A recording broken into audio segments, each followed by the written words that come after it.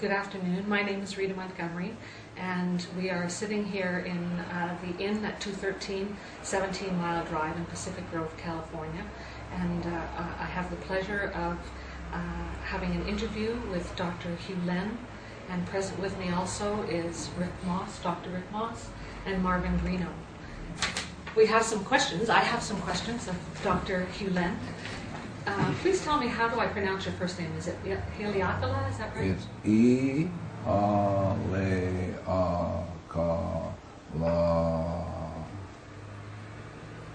E-A-Le-A-K-A-La. Thank you. Yeah. I'm wanting to speak with you especially about some of the ideas that you bring up in the book Zero Limits, written about you by Joe Vitale. And perhaps you could start out by explaining a little bit about this idea of 100% responsibility for oneself, and an entirely different idea of what the self is according to the system that you speak about. Well, I think Shakespeare said it better than I. If you read Sonnet 146, Shakespeare says, "Poor soul." And so Shakespeare is saying the basic idea is that there are tragedies in our lives because we don't take a look at where the origin of the problem is, and it's always in self. So the tragedy being in life is that we're clueless and we repeat the same thing over and over and over again. And so when I work at, for example, when I worked at Hawaii State Hospital, working with people killed, raped, and murdered people, I had to ask the question, what is going on in me that I'm experiencing this?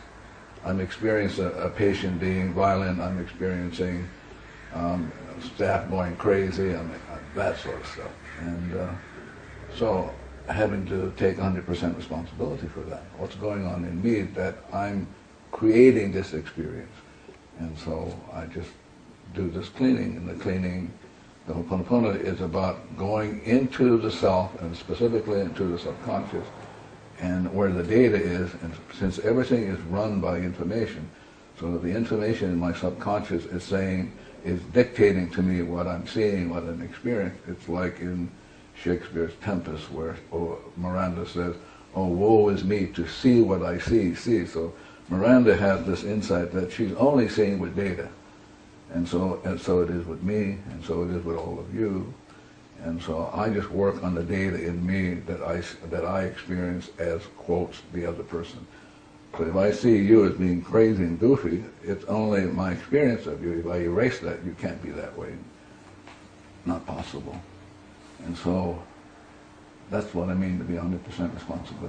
Being 100% responsible is taking responsibility for what is going on in you that you experience of whatever.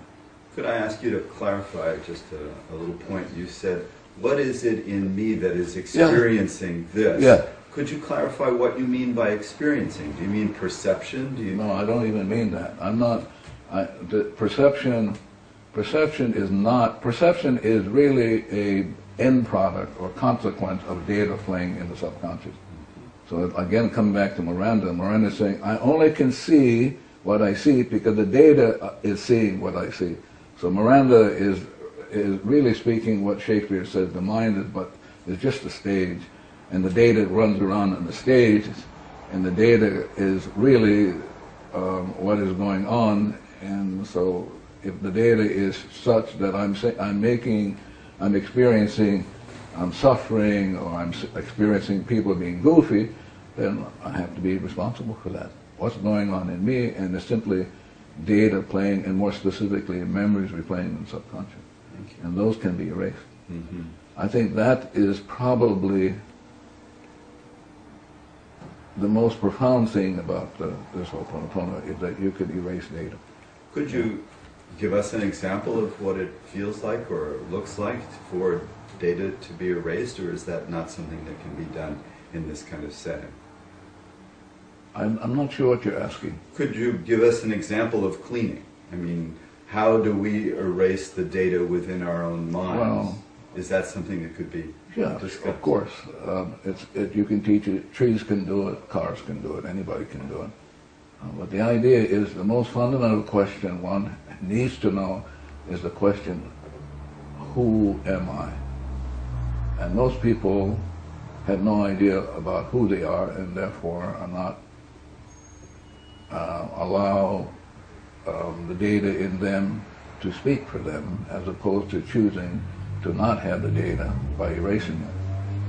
And so it's coming back to great sages like Jesus. Jesus said, love your enemies, and your only enemy is the memory plane that you experience as a judgment, anger, resentment, hate, annoyance. And so the Hooponopono is about falling in love with the data and saying to the anger, I love it, saying to the memory that replays the anger, I love you, thank you for showing up, and give you one more chance to free you.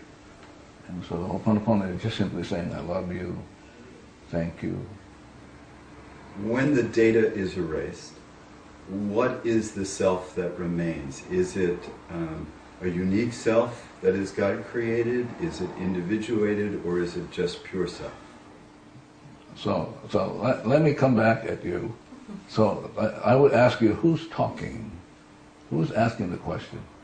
Well, that would be the data, and Yeah. because the other part of me would know the answer to that. Yeah, but I'm saying since the data is talking, you can erase the data. So I'm saying to people, no matter if you have questions, you'll never be able to get at what is going on because the data is running you. And the idea is to get to see, we historically have come from this notion that you can decode things.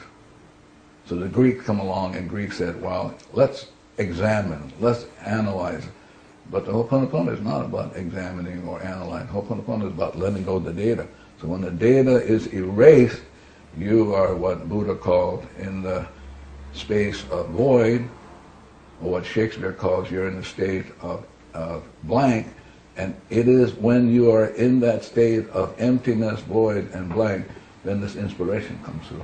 What quantum physics called the phantom force of nothing. So it's a state of nothingness? I'm sorry? I'm sorry, it's a state of nothingness that you're describing? You have to really be careful because one has to be as precise as possible. No thought? No words? No, not no thought, no data plane. So what does that mean to have no data free? That means you're free. You're absolutely free when no data plays. And and it's only at freedom, or I'll use another word, clarity. Clarity is defined as no data playing. No data meaning no memory replaying in the subconscious that one experiences. So let's say you get the mind back to zero, is what Jesus called the stone or the foundation. And only on that foundation then can you build something. And then out of that foundation comes the inspiration. And so you are moved by perfect information as opposed to being using dead information. Because most of the time we're dead. Because we without realizing, we're stuck in old data and we're dead. And the Hooponopono is about releasing the death and the debt. So we basically have a mortgage on our souls, and we don't even know that. And we because we're not conscious of it or not even aware of it, we're stuck in it, and we're just going to suffer. And it doesn't have to be so. But you can erase the data back to zero, and at zero, out of nothing comes this phantom force of inspiration. New data, brand new.